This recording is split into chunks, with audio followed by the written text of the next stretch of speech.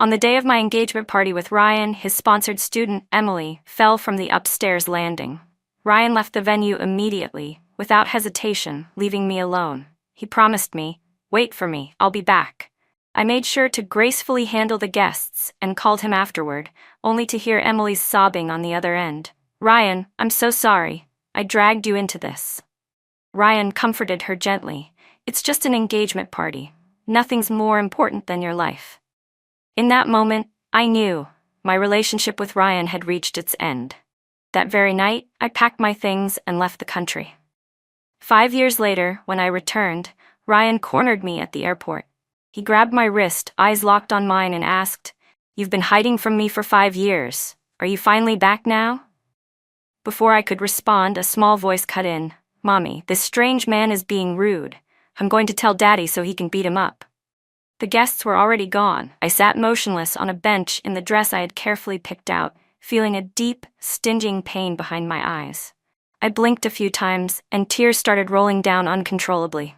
The elaborate makeup that had taken over 3 hours to apply was completely ruined. When I finally reached Ryan, my mother, standing beside me, looked upset and asked, "And what did he say?" I nodded mechanically. "Well, what did he say?"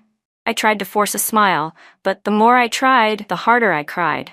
I couldn't stop thinking about that phone call. I hadn't even spoken yet when I heard Emily's sobs through the receiver. "Ryan, it's all my fault. Today was supposed to be your engagement day with Lily, but I ruined it for you." Ryan's voice was patient and kind as he reassured her. "It's just an engagement party. Your life is more important. If it doesn't happen today, we'll do it another time. Right now, you need to focus on recovering." As soon as that conversation ended, I couldn't bear to hear anything more. I hurriedly hung up the phone. My mother looked at me with disappointment, eyes filled with reproach. "He said he was leaving, and you didn't stop him? What kind of emergency is more important than his own engagement?" My father, seeing how agitated she was, quickly held her and tried to calm her down. Ryan's relatives sat on the side, exchanging awkward glances, not daring to say a word. Just moments ago, my boyfriend of 3 years walked out of our engagement party because of a girl he was sponsoring. I told him, "Ryan, if you walk out of this engagement party today, then we're truly over." He tried to soothe me. "Don't be like this, Lily. I'll be back soon, it won't take long." "I mean it," I said. "If you step outside this hotel today, we're done." Ryan looked at me steadily, his tone still calm. "Don't keep talking about breaking up. If anything, I owe you. When I get back, I'll give you an even grander engagement party." But I was already losing control, swept away by emotion. "Ryan, you're my boyfriend, my fiancé. Do you have any idea how long I've been planning this engagement? Any other day, any other time, I wouldn't care. But not today, not this moment." I stood in front of the doorway, blocking his way. Ryan's brow furrowed in displeasure. I knew that look. It meant he was getting angry. "Lily, look at yourself. Do you even realize how hysterical you are right now? You're acting like a lunatic." Emily fell from the stairs and got hurt. She's just a young girl, all alone with no one to rely on. As her sponsor, what's wrong with me going to help her? When did you become so cold and unfeeling? You weren't like this before. His dark eyes stared into mine, filled with an icy distance that felt like it was slicing into my heart. "Make sure you take care of the guests," he said flatly. "I'm leaving now." And with that, he brushed my arm aside and walked out of the hotel without even looking back. I didn't notice the phone in my jacket pocket blinking with new messages. Emily had sent me a few more texts. I turned to the mirror and saw a woman dressed to perfection, makeup flawless, but her expression distorted in pain. Word by word, I said to my reflection, "Lily and Ryan are completely over, starting today." It felt like I was just stating a fact. Or maybe I was warning myself. After Ryan left, I composed myself and politely ushered the guests out. It took quite some time to persuade my parents to leave the hotel as well. Along the way, I couldn't avoid a few disdainful or mocking looks, but I chose to ignore them. I came from a respectable family and had always carried myself with pride in our social circle. Ever since I started dating Ryan, people rarely dared to provoke me, but that also meant I had offended many. As I was changing out of my dress and preparing to leave the hotel, a woman stopped me. We had always been at odds, Back in school, we competed for the top spot in our class. Later, we both fell for Ryan. In the end, he chose me, and from that moment on, she never missed a chance to throw in a jab whenever we crossed paths. "Well, Lily, looking pretty pathetic today, huh?" she sneered. "Looks like Ryan finally got bored of playing with you. I told you, didn't I? A girl like you was bound to get dumped sooner or later." I shot her a cold glance. "Still better than you. At least he never even bothered to play with you." She snorted in anger. "Other people might be afraid of your background, but I'm not. Do you really think everyone wants to be like you, clinging to a man like a dog, orbiting around him 24/7? I've already taken over my family's projects and made over $10 million. And you? After all these years, you still naively think Ryan loves you? What a joke. You were just the best option available among his pursuers. A backup. If someone younger and prettier came along, do you really think he'd still be with you?" Her eyes gleamed with cruel satisfaction as she leaned in. "Wait, did I hit a nerve? Don't tell me Ryan really did find someone else?" "Ha, Lily, I never thought I'd see the day." I was boiling inside. "What does that have to do with you?" "Nothing really," she said with a smirk. "But seeing you miserable makes me happy." I shoved past her, face expressionless, and kept walking. Along the corridor, I overheard Ryan's friends whispering behind my back. "She didn't even fight back just now. Looks like Ryan really dumped her. Finally. I've hated that cold expression of hers for ages, always pretending to be so high and mighty. Let's bet how many days until she comes crawling back to Ryan like a little puppy. I say less than 3. She never even got mad when he was seeing those C-list actresses. This time won't be any different." As I listened to their sneers, I felt my heart shatter like glass into dust. To Ryan, I had always just been a fallback, someone he could spare some affection for when he had the time. The way someone might show love to a pet cat at home. My pride and self-respect had been slowly eroded under Ryan's constant dismissiveness and his push-and-pull affections. I didn't argue with him, because back then, I really was like that. I believed if I kept forgiving him, lowering my standards, maybe I'd earn his love. I used to tell myself at least I was generous. No matter how many women Ryan entertained, I'd always hold my place. But love isn't like that. It's not staying home to wash his clothes, pour my heart into him, and call it love. It's not tolerating everyone around him mocking me and brushing it off. It's not covering up for his affairs, and still smiling beside him at public events. Love is about effort, about respect, about independence. Word of what happened that day eventually reached Ryan. A week after our failed engagement party, he called me. "I heard what they said that day. Don't be mad, okay? Lily, I bought you that pink diamond you liked, had it set into a ring. Next time we meet, it'll be my apology gift to you." Then his tone shifted. "But Lily, I do have to say something. There were so many people at the hotel entrance. How could you show attitude to my friends? What if the paparazzi caught it? How embarrassing. What about my image? If they mocked you, couldn't you just hold it in? Tell me afterward and I'd stand up for you. Look at Emily, so elegant and composed. Compared to her, how can I feel at ease marrying you? Anyway, enough about that. My dad said we'll reschedule the engagement next month. I promise it'll be even grander and more luxurious than this one." Emily again. Ever since Ryan started sponsoring Emily a few months ago, he had brought up her name more and more. At first it was casual, then her name crept into our dinners, our conversations, even our bed. Ryan and I had been together for 3 years. How could I not recognize the way Ryan acted when he started falling for someone? But I had loved him for so long. I wasn't willing to let go, just like that. I kept telling myself that maybe everything would be fine after we got engaged, that he would settle down afterward, but I never expected that Ryan would abandon our engagement party for Emily, dealing me a brutal slap across the face. I sat there with the phone in my hand, at a loss for words. "Ryan, we already broke up. I told you, when you walked out of our engagement that day, we were done." Ryan's voice turned cold. "Lily, you know how I am. Don't joke like that. I'll pretend I didn't hear it." "I'm not joking," I said flatly. "I'm serious. I won't cling to you anymore. You don't need to worry. I won't have anything to do with you again." Ryan's tone turned low and threatening. "So you're really not afraid I'll just get engaged to someone else and never come back for you?" I gave a bitter, mocking laugh. When have you not had women around you, Ryan? Even when we were together, you never stopped sleeping around with young models, so go ahead, marry whoever you want. Without another word, I hung up the call and immediately blocked his number on everything.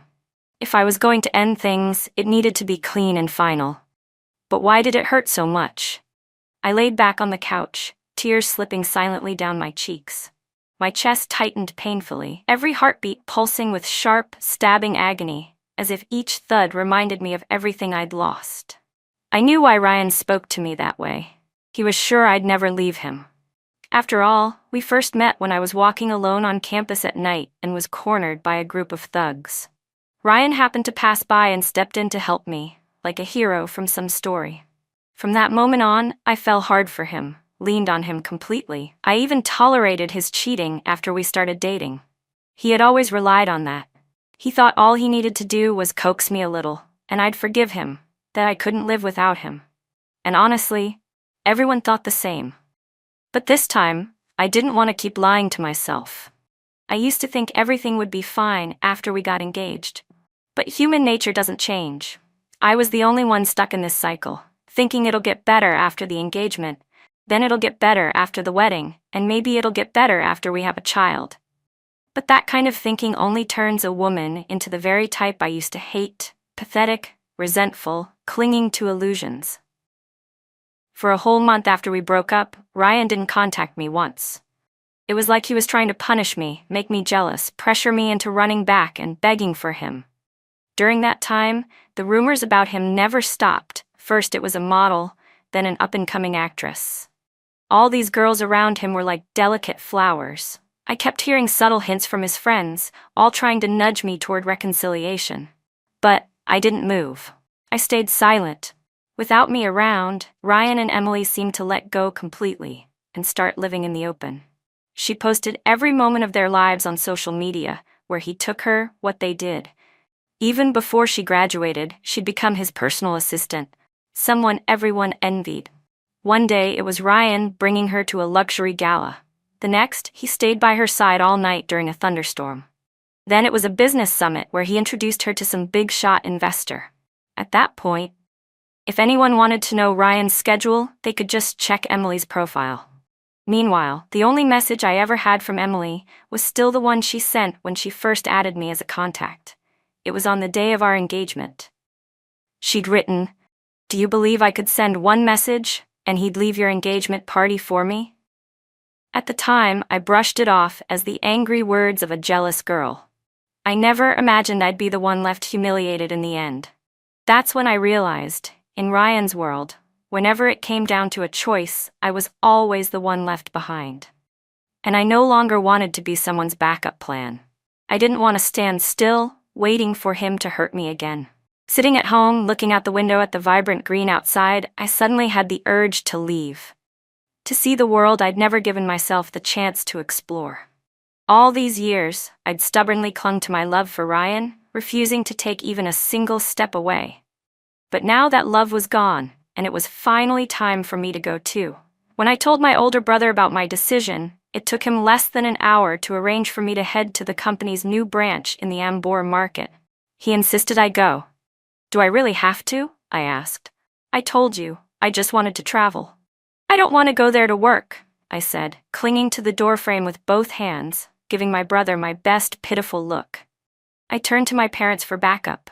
My mom's expression softened, clearly torn, and she tried to stop my brother. "Lily's still not in a good place emotionally. Why are you pushing work on her now? What kind of big brother are you? Are you trying to overwork her like some heartless boss?" But my brother just sighed and said, "The company needs someone to open the Ambor market. I can't leave the country right now, and Dad's getting older. If Lily doesn't go, then who will? She's always been more capable than me, ever since we were kids. If it weren't for Ryan, she would have joined the business a long time ago. We'd be on a whole new level by now. So no matter what, this time you can't run from it." "You said you wanted to clear your head, right?" he added. "Then go to Ambor. Use work to numb yourself. At least it'll keep you from spending every day obsessing over him." And just like that, I accepted my fate. I boarded the flight, alone, and began the long journey to Ambor. As soon as I settled into my seat and put my luggage away, I slipped on an eye mask, hoping to get some sleep. But just as I was about to drift off, a crisp and pleasant male voice called out, "Lily?" I pulled down my eye mask, startled, and saw a tall man standing next to my seat, wearing a black face mask. His eyes were almond-shaped, soft yet bright, glowing with warmth. When he saw that I was trying to recognize him, he tugged down the mask, revealing a familiar, handsome face. "It's me," he said. I was surprised and smiled. "Noah? You're going to Ambor too?" Noah Pei, my senior back in college, nodded with a grin. "I got an offer to teach at a university there. I'll be a professor. What about you, Lily? Can't believe we bumped into each other on the plane. Just recently, I saw your post saying you were getting engaged." My smile faltered. I didn't know how to explain the failed engagement. "Yeah, something unexpected happened. We broke up. I'm going to Ambor to help with one of my family's new projects." Noah picked up on my discomfort and didn't press further. "Well, at least we'll get to see each other more often in Ambor." I smiled and nodded. We had met in college through the drama club, where Noah had been the club president. He was not only good-looking but incredibly talented, an obvious choice for the male lead in our plays. We often connected over literature, collaborated on original scripts, and created performances that were well received. I still remember the night of our first successful premiere. The whole club went out to celebrate. After everyone got drunk, Noah walked me home. The sky was full of stars, and we talked about our favorite books along the way. We walked close, and I still remember the subtle scent of cedar on him. It made my heart flutter. That night, for a fleeting moment, I truly thought we were soulmates. I felt myself leaning toward him emotionally, and I waited, thinking he would confess to me. But then I fell for Ryan, and everything changed. I gave him all my time and attention, abandoned writing, and drifted away from Noah completely. We stopped seeing each other. Now, meeting again on this flight and looking into those familiar eyes, I suddenly felt my empty heart beat strongly again. During my first week in Ambor, Ryan called. I didn't want to answer, but he kept calling, again and again, as if he wouldn't stop unless I picked up. When I finally did, he didn't say anything at first, just silence on the other end, like he was waiting for me to speak. "I've just arrived in Ambor. I'm busy with work," I said coldly when the silence dragged on. Still nothing. "If you're not going to talk, I'm hanging up," I said, impatient. Finally, Ryan spoke. His voice was hoarse, and he sounded slightly drunk. "Lily, it's been over a month? You done playing around yet? You never stayed away this long before. That company of yours can't be so desperate that they had to send their precious little princess all the way to Ambor. It's time for you to come back." I was speechless. "Ryan, what do you mean by playing around? You know I've never joked with you about anything. Whether my company is short on people or not has nothing to do with you. And neither does my schedule." Having just arrived in Ambor, with everything piling up at once, I was already feeling overwhelmed. My tone came out sharper than I intended. "Can you stop talking to me like that?" Ryan snapped. "It's been so long and you're still mad? I already apologized, bought you that pink diamond, and even promised to throw you another engagement party. What else do you want from me? Why are you always so difficult?" His voice rose with irritation. "You left the country without saying a word, and now you're dealing with men every day at work. Do you even act like a proper woman anymore?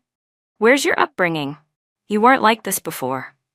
I couldn't help but laugh bitterly at his words. How dare he expect me to act like a miserable housewife, still playing homemaker even after I left him, just to cook his meals and warm his bed? This is what I used to be? Ryan, did you call just to lecture me? What do you even mean by proper woman? Why don't you go ask your dead mother if she was one?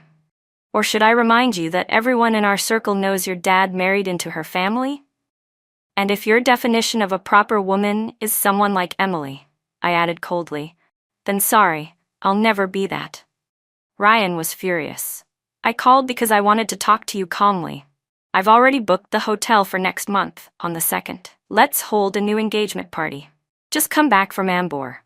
I'll pretend I didn't hear anything you said tonight. But after we get engaged again, I want you to stop with all this public work stuff. I'll change too. Leave everything in the past and move forward." I was seething. Oh, so just like that, you say move on and everything's erased? Let me tell you one more time. Go plan your engagement with whoever you want. You and I are done. If you're so desperate to get married, then go marry Emily. She seems eager enough. I hung up the phone right after I said it, deleted his number, and blocked him. Then I turned off my phone completely. As soon as I calmed down, I heard a knock at my door. Opening it, I was greeted by Noah. He was dressed in casual loungewear, but only 2 buttons of his shirt were done up. His toned abs and pale chest were partially exposed with each of his movements, drawing the eye whether one wanted to look or not. I stared at the unexpected sight and had to swallow discreetly, silently cursing him for being so careless around women. What a coincidence. It wasn't until we both arrived in Ombor that we found out we were neighbors. Noah gave me a warm smile. I tried calling you earlier, but your phone was off, so I thought I'd knock instead. Are you free tonight? I shook my head. What's up? I heard from some students at the university that there's a fireworks festival at the beach tonight. At the mention of fireworks, my eyes instantly lit up. I'm not busy. Where is it? At Coral Rock Beach, he said. Let's grab dinner first, and afterward, I'll drive you there. I nodded enthusiastically. Sounds great. See you tonight. That evening after dinner, Noah and I headed to Coral Rock Beach. We walked side by side on the soft sand, surrounded by groups of people. Not long after, a sharp crack split the air, and fireworks burst into the sky, spinning and dancing like colorful butterflies. The dark night lit up into a magnificent painting. Noah turned to glance at me from time to time, a quiet, unreadable emotion glimmering in his eyes. The fireworks illuminated his face, highlighting his striking features with a soft, golden glow. I felt a flush creeping onto my cheeks. He spoke gently. Do you remember the first time we met? It was also a night full of fireworks. You looked just as unforgettable then as you do now. I felt my face heat up. Of course I remember. It was my freshman year. After we met that day, you talked me into joining the drama club. Noah laughed heartily. Then you should thank me. I was the one who discovered your talent. I smiled but didn't reply. In my heart, I silently agreed. If it weren't for Noah, I might never have known I had a gift for directing, or that I was even interested in it at all. We stopped talking, letting a comfortable silence fall between us, though the mood gradually shifted into something more ambiguous. Suddenly, Noah stopped walking. He turned to face me, and without realizing it, the distance between us closed until I could feel the warmth of his breath against my skin. His eyes locked onto mine, full of tenderness and anticipation. Lily, Noah said softly, his gaze unwavering. These fireworks are beautiful, but do you know something? In my eyes, you shine brighter than any of them. My heart stirred. Can I take that as your way of confessing to me? I asked quietly. Yes, he replied, voice steady and sincere. Actually, I wanted to say this 4 years ago. Lily, would you be my girlfriend? Noah spoke each word with clarity and conviction. My heart thudded faster. I looked up to meet his eyes, and for a moment, time seemed to freeze. I could feel his warm breath and see the unspoken emotions swimming in his gaze. I stared into his eyes, and the words almost tumbled out.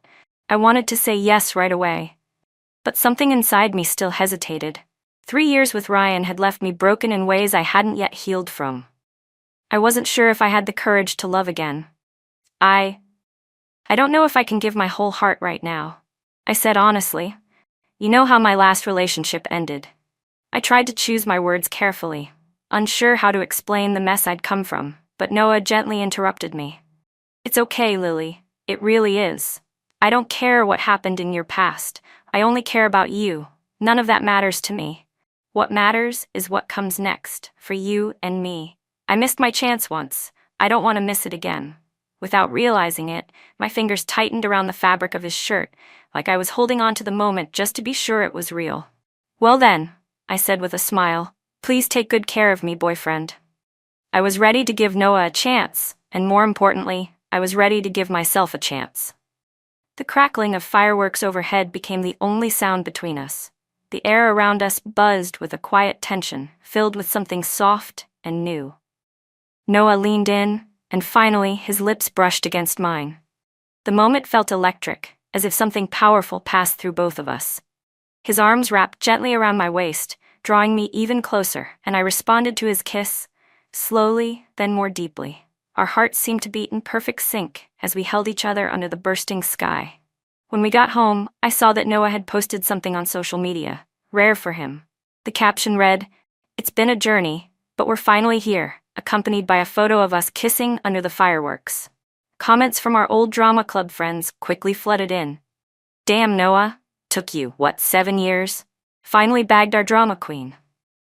Reading the messages made my face flush all the way from my ears to my cheeks. Then my best friend from college, Grace, called me immediately. As soon as I picked up, her excited voice pierced through the speaker. "Lily, you and Noah? Finally? You have no idea how much I used to ship you two back in college. I was crushed when you got engaged to someone else, but look at this twist.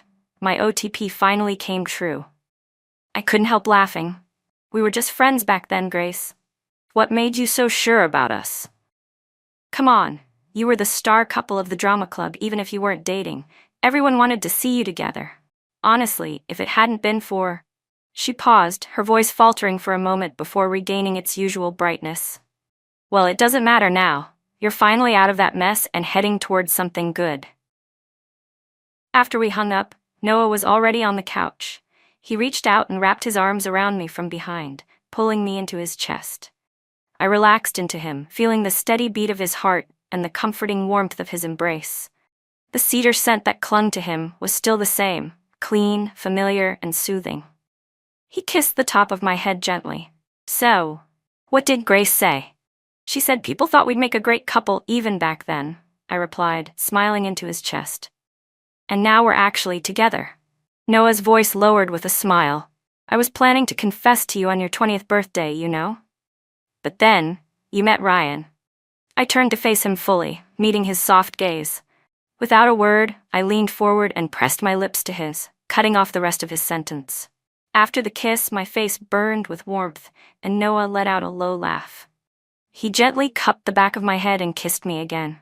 This time, the kiss was slower, deeper, tender at first, then gradually full of longing and heat. Noah's hand slowly moved upward, gently brushing through my hair. I wrapped my arms tightly around his neck, responding to his every motion with my own. The air between us thickened, sweet and tinged with desire. When our kiss finally ended, Noah looked at me with eyes darkened by emotion and brushed his thumb softly over my lips. I gave him a playful glare. "My lips are all swollen." He didn't answer. Instead, with a soft breath, he leaned in and kissed me again. That night, every corner of our home was filled with traces of our tenderness and affection. But it wasn't just our friends who saw the post. It also reached Ryan's circle. That evening, Ryan was out drinking with his usual group of cocky friends. He sat lazily, a cigarette dangling from his lips, fatigue faintly clouding his sharp features. One of his friends, who vaguely knew Noah from school, happened to scroll past the post and forwarded it to the group chat.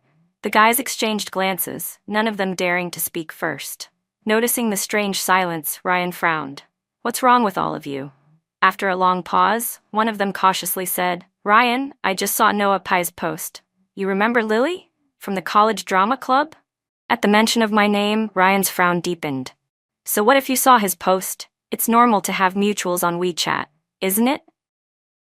A guy who clearly didn't know the full story added, "Yeah, no big deal." Ryan didn't respond. He exhaled a ring of smoke and downed his drink in one shot. He couldn't help thinking back to our phone call earlier that day, the words he'd said in anger, and the way I had snapped back. He felt wronged. He had defended me when his friends gossiped, even booked a fancier venue and planned a better engagement ceremony, just to make up for what he ruined the first time. What more did I want? And then there was Emily.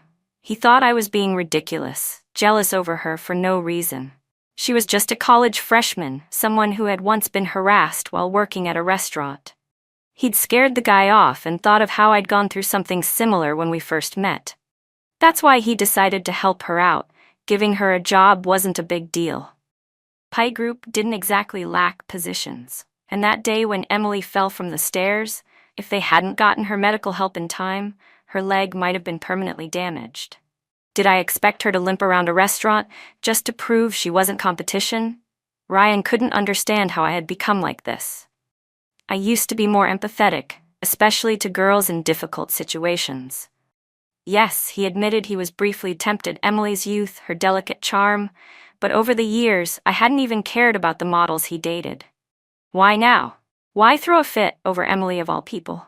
He remembered what Emily had said, that he always let me get away with too much. Maybe she was right. Maybe I needed to be put in my place. Just then, the same guy who had shared the post finally broke the silence. Ryan, it's an official announcement. Noah posted a photo of him and Lily, kissing. The room went dead quiet. No one dared to breathe. Ryan's face darkened. Let me see the phone. His voice was cold and flat. The guy hesitated but handed it over. Internally, he regretted ever bringing it up. Ryan stared at the screen for a long moment before he exploded. He threw the phone violently to the ground. The loud crack startled everyone in the room. The owner of the phone silently mourned for his shattered screen. We're done here, Ryan said coldly, standing up. I'm not in the mood. He walked out of the private lounge, his expression unreadable. But the image of me and Noah kissing under the fireworks kept looping in his mind. How could I? Was I really giving up on him like that? Ryan couldn't believe it. But the truth was undeniable. Ever since that heated call earlier, I'd cut him off completely. When he tried going to my house, my parents and brother refused to tell him anything. He clenched his fists so tightly that pain finally pulled him out of his spiraling thoughts. Looking down, he realized blood had started to bead in his palm. He wiped it carelessly on his expensive suit jacket, thinking that if I were there, I would have scolded him. You'll get an infection. That fabric is full of bacteria. Back when I was around, Ryan never imagined a day would come when he couldn't live without me. A bitter smile tugged at the corners of his mouth. Just how long was I planning to stay angry this time? While Ryan was still obsessing over me, I had spent over a year in Ambor, finally leading the local branch of our company to complete its first official project. It was a huge milestone, and it just so happened to fall on Christmas Day. Noah and I made dinner reservations to celebrate. Ever since we got together, I had experienced a kind of love I'd never known before. One filled with respect, patience, support, and tenderness. When I fell sick with a high fever, Noah stayed by my side the entire night without sleeping. He took my temperature, fed me medicine, and changed my cold towels over and over again until I began to recover. Once things at the company stabilized, I told him I still wanted to chase my dream of becoming a director. Without hesitation, Noah pulled every string he could, introducing me to producers, writers, and directors across Ambor. He even asked some of them to mentor me.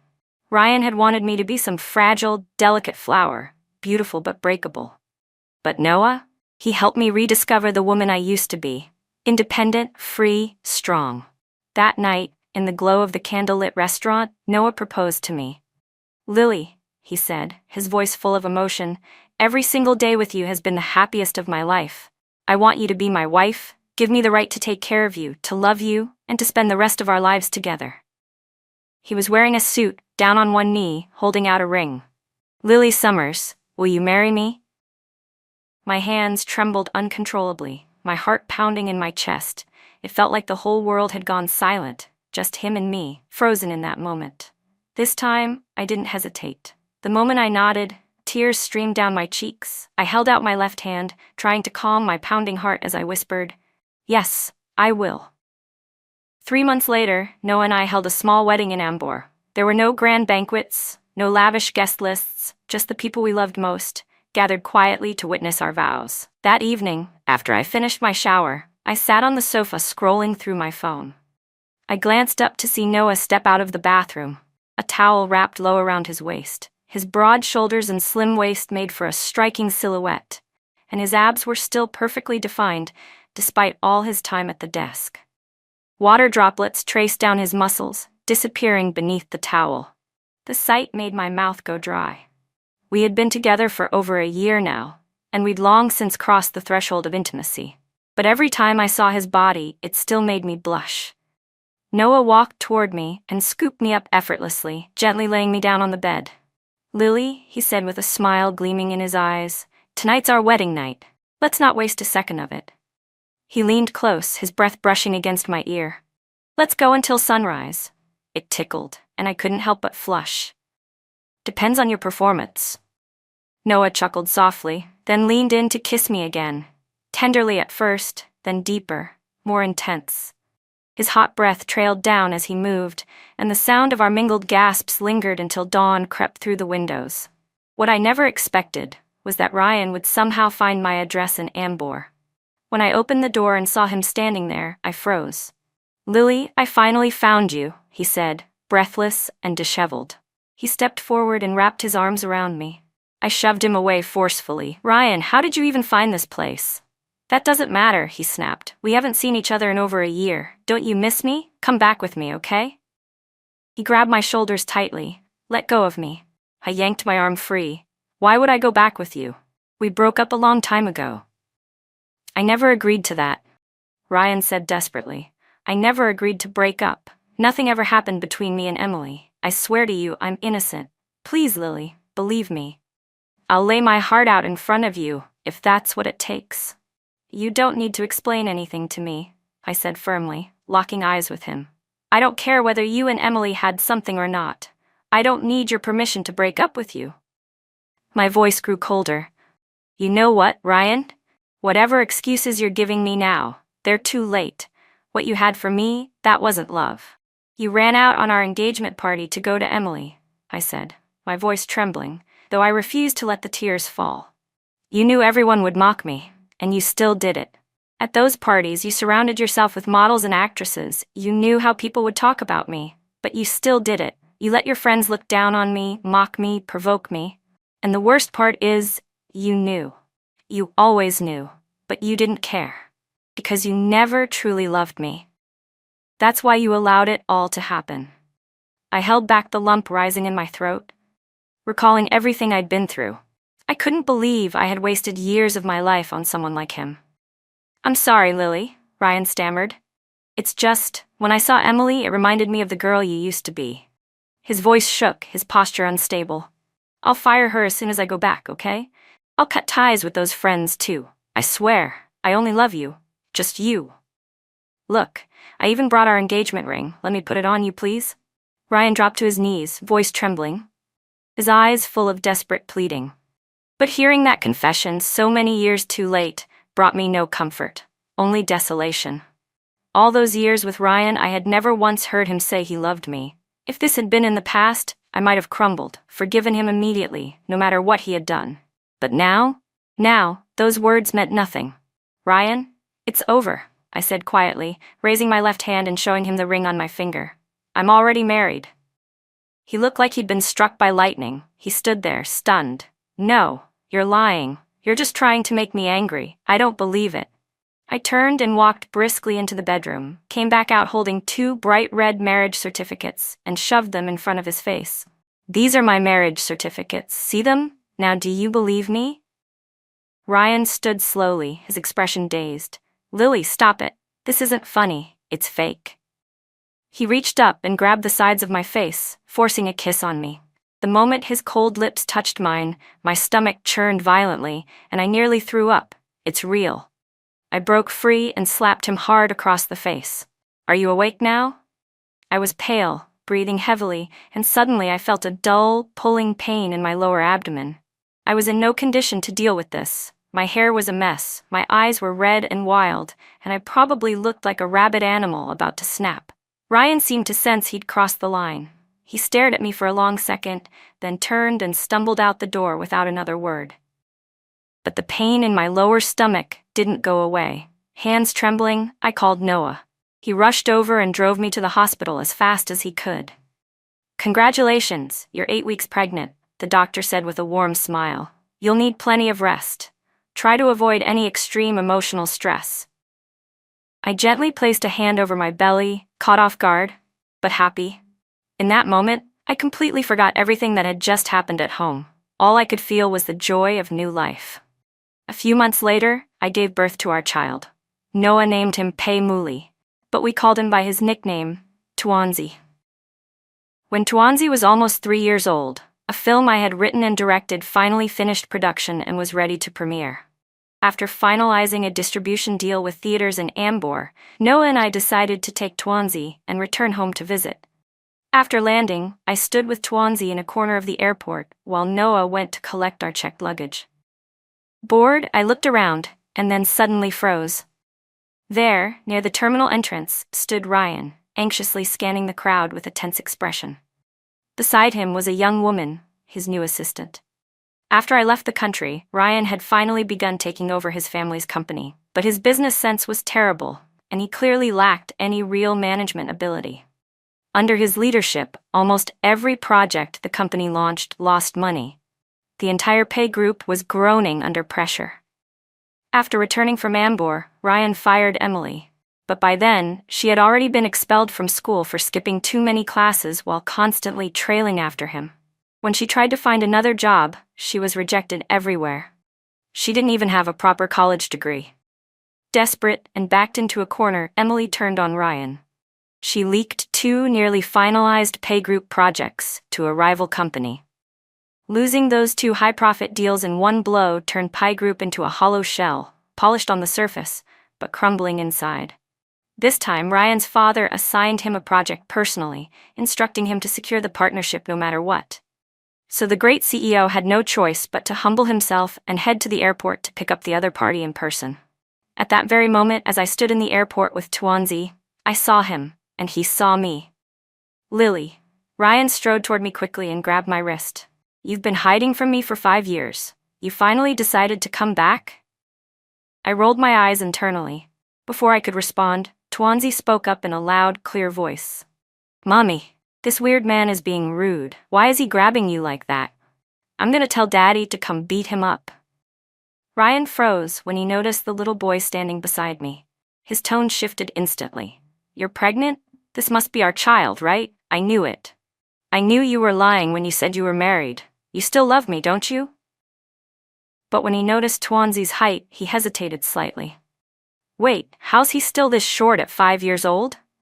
Were you not feeding him properly abroad? Doesn't matter, once you're back we'll fix that. Tuanzi furrowed his brows and stomped his foot. You're the weird one, and the short one. I'm not even 3 yet. This is totally normal. 3? Ryan's expression changed instantly. His hopeful smile vanished. I gave him a calm, almost triumphant smile and yanked my hand away.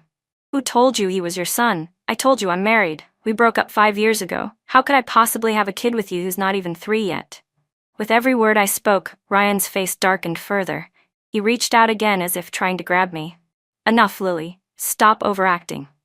I stepped back just in time and stumbled into Noah's arms. He had just returned from picking up our luggage. Noah's smile was polite, but there was no warmth in his eyes. Mr. Ryan, what exactly are you trying to do to my wife? Ryan looked stunned, as if the truth had finally slapped him in the face. He opened his mouth, but before he could speak, his assistant grabbed his arm and whispered, Mr. Danny's flight is about to arrive. Sir, that man doesn't look wealthy. Finish the business first, then talk to Miss Lily afterward. Ryan said nothing more. He gave us one last deep look, then turned and walked away. You okay? Noah asked, concern in his voice. I smiled. I'm fine. Tuanzi stood next to me, arms crossed like a little general, beaming with pride. I protected Mommy today. Aren't you gonna praise me? You were amazing, I laughed, planting a kiss on his chubby cheek. As we began negotiations with domestic theaters, I ran into the resistance I had anticipated. Pay Group had once dominated the Chinese film industry, and although Ryan's reckless leadership had eroded much of its power, the name still held influence. Many people were still willing to give his parents face. I visited countless theaters and PR agencies, looking for partnerships. But as soon as they heard my name, they shut the door without hesitation. Leaving yet another rejection meeting, I ran into Ryan again, this time waiting to enter the same company. He stepped in front of me. Lily, I've been thinking. Even if you're married, it doesn't matter. You know me. As long as you divorce Noah and come back to me, I won't hold it against you, even if you had a kid with him. He lowered his voice and leaned in. If we get back together, I can handle all the distribution and promo for your film. Whatever movies you want to make, I'll use all of Pie Group's resources to support you.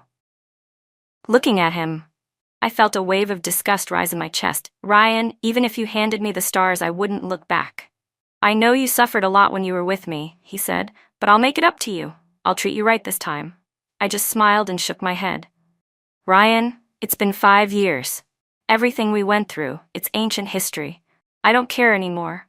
He stared at me, voice rough. I don't believe it. How can you just stop loving me like that? And suddenly, I felt tired. So very tired of talking to Ryan at all. Ryan, we've been broken up for years, I said calmly. We've now been apart longer than we were ever together. Believe it or not, I'm leaving. I turned away from his red, glassy eyes and walked off without looking back. Time had passed. Seeing Ryan again stirred nothing in me. The 3 years we'd spent together had become a blur in my memory.